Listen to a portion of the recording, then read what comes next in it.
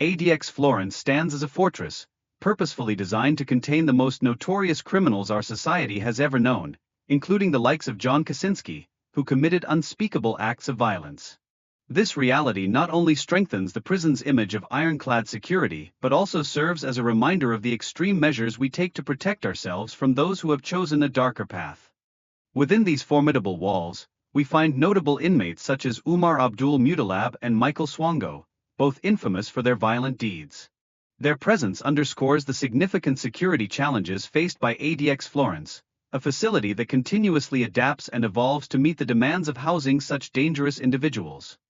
Situated in the heart of Colorado, this sprawling facility spans an impressive 49 acres, originally designed to accommodate 490 inmates.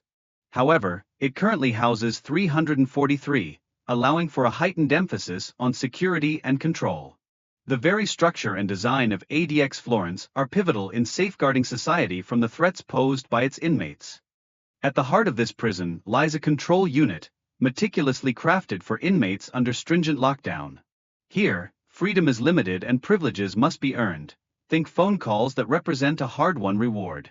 This deliberate structure highlights the controlled and monitored environment that defines the prison system.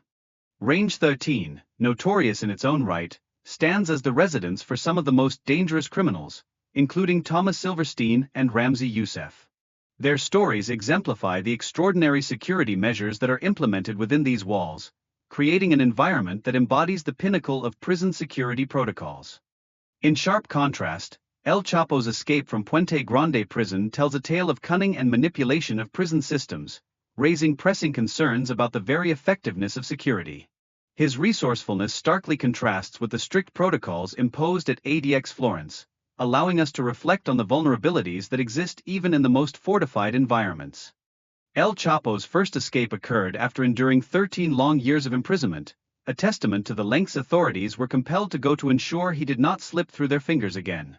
His eventual capture was not a solitary effort, it represented the powerful collaboration between U.S. and Mexican forces, a binding commitment to justice.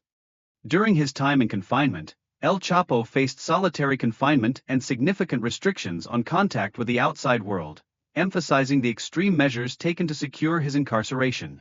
This calculated isolation further complicated any potential escape plans, illustrating the rigorous dynamics of the prison system. Despite the indomitable security at ADX Florence, El Chapo's ingenuity shone through when he orchestrated a daring escape from another facility through a meticulously planned tunnel. His connections, resources, and sheer determination significantly aided his endeavor, showcasing the resilience of the human spirit even against formidable barriers. The design of ADX Florence includes soundproof cells and limited communication, plunging inmates into profound isolation. This calculated separation not only serves as a security measure but also raises ethical questions, as it can be perceived as a form of psychological torture, the heavy burden borne by those within these walls. Inmates at ADX Florence find themselves confined to small concrete cells for an astonishing 23 hours a day, furnished with only the bare essentials. This thoughtful design not only aims to prevent self-harm and escape but also serves as a constant reminder of the harsh realities faced by those who stray from the path of righteousness. With heavy security measures in place, including motion detectors, remote control systems, and armed guards patrolling relentlessly, ADX Florence is frequently compared to the storied Alcatraz for its unparalleled level of security. This comparison reinforces the notion that within these walls, safety. After escaping twice, and after several years on the run, Joseph Guzman, the Mexican drug lord, most popularly known as El Chapo, was captured and locked behind one of the world's most secure prisons, ADX Florence. But how can we be sure he won't escape again? And what makes this prison so secure that the authorities feel certain they found a permanent home for the drug lord? The notorious inmates of ADX Florence. ADX Florence is home to the worst of the worst, the ones we call society's monsters. And while El Chapo might have been the most ruthless drug lord in recent memory, there are criminals in this world, criminals who are not interested interested in money or power, criminals who just want to watch the world burn. These criminals match the atrocities of El Chapo committed, and then some. I mean, how many people do you know who are as twisted as John Kaczynski? In 1966, John Kaczynski was a math professor from Harvard University before he randomly mailed 16 homemade bombs to people, killing 3 of them in the process. When he was caught and tried, the only place that made sense to keep his murderous tendencies at bay was a place as secure as ADX Florence. Or what about another wild card? The international terrorist known as Umar Abdul Muttalab. Back in 2009, Umar became known as the underwear suicide bomber when he tried and failed to take down a plane that was on its way to Detroit from Amsterdam. The plane was carrying 289 people. Today, he's spending multiple life sentences behind ADX Florence's concrete walls. Then, there is the notorious Michael Swango, a man so evil they had to nickname him Dr. Death. This diabolical villain used his medical license to poison patients and colleagues. The medical serial killer murdered more than 60 people through his bloody reign. And there is no way on earth anyone would want that man, or any of the men I just mentioned, in a regular prison,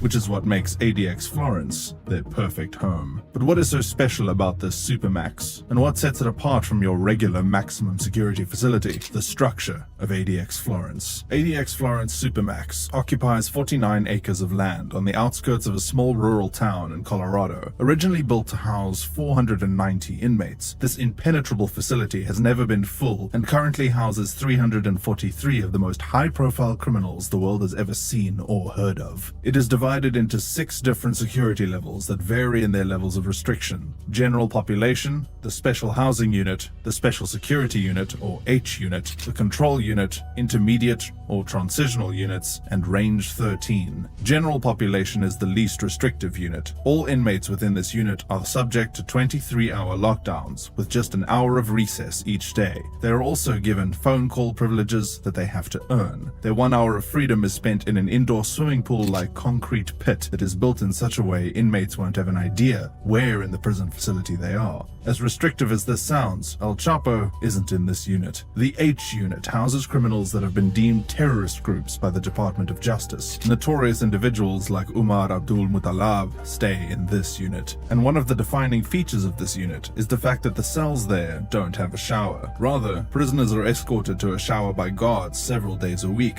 Again, El Chapo is not in this unit. The unit the drug lord resides in is the most restrictive and is called Range 13. Range 13 is a special 4-cell wing within the special housing unit. Before El Chapo, only 2 other criminals have been publicly thrown into Range 13. Thomas Silverstein, the most violent criminal in the history of the United States, and Ramzi Youssef, responsible for the 1993 World Trade Center bombing. The reason why El Chapo is sharing a prison wing with the worst criminals in history is because of his own history with maximum security facilities. I've published some videos on El Chapo's mastery in the art of prison escape, so why don't we compare his old prison escapes with the design at ADX Florence and see if you could pull off a Schofield here. ADX Florence versus El Chapo's first prison escape. Before ADX Florence, El Chapo has been in and out of 2 max security prisons in Mexico. And no, he didn't finish his time. He escaped in the most dramatic way possible. The first prison he spent time in was Puente Grande Maximum Security Prison outside the city of Guadalajara. Arrested in 1995 for a bloody shootout in Guadalajara airport 2 years prior, El Chapo lived like a king in that prison,